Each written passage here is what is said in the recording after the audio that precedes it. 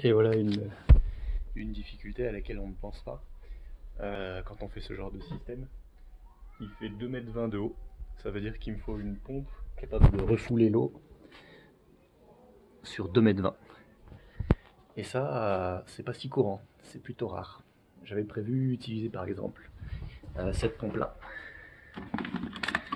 Mais là je découvre que elle fait 2 mètres. Elle peut monter l'eau à 2 mètres au maximum.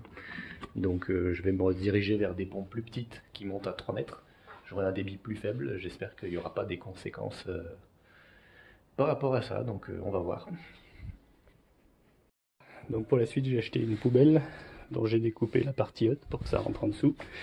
J'ai découpé aussi comme ça, qui puisse se caler là comme ça. Voilà. Il faut qu'on puisse enlever le couvercle facilement, c'est important, parce qu'on va devoir faire des mesures dans cette eau régulièrement. Et il faut que le couvercle en plastique soit là absolument, il faut un couvercle, sinon l'eau s'évapore.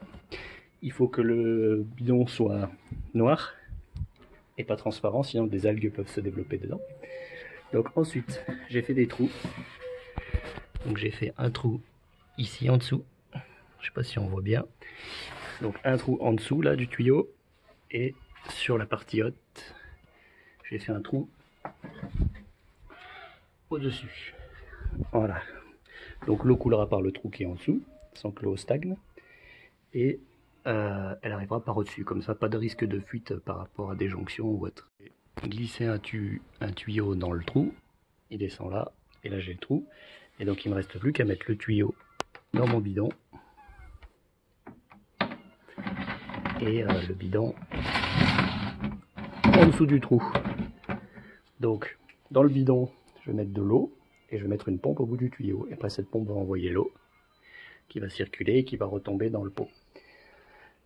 Si tout se passe bien. Donc ça va bientôt être l'heure du test de fuite. Voilà, pour le test, j'ai branché cette pompe de 12 volts au bout du tuyau. Je vais la mettre dans le bidon, je vais le remplir d'eau.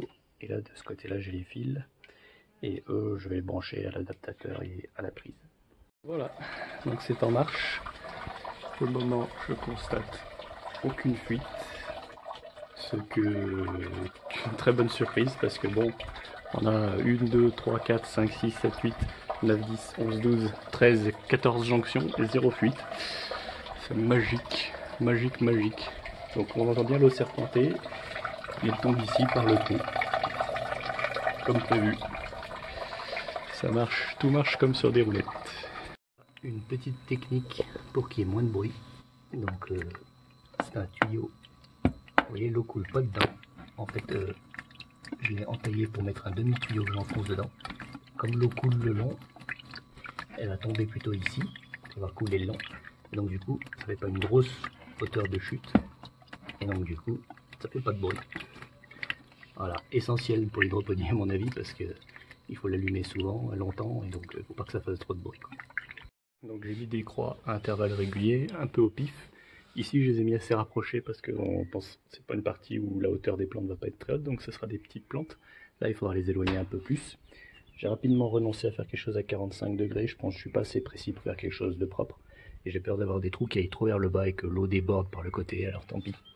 Je vais faire sur le dessus, même sur la version à 45 degrés, avec un tube de 10. De toute façon, je touchais pas le fond à 45 degrés, donc je trouverai une autre solution pour que ça imprègne les billes d'argile au début, avec l'eau qui coule en dessous. Peut-être mettre des mèches sur chaque pot, on verra. Donc maintenant, je vais tenter de faire les trous avec ça.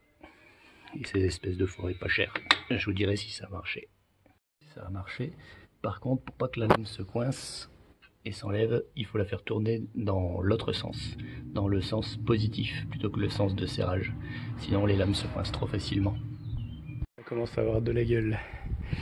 Bon, c'est pas tout à fait droit ni totalement régulier, mais je pense que les plantes en auront rien à foutre. Donc j'ai mis des trous très rapprochés parce que c'est petit, très éloigné parce que c'est pour grand.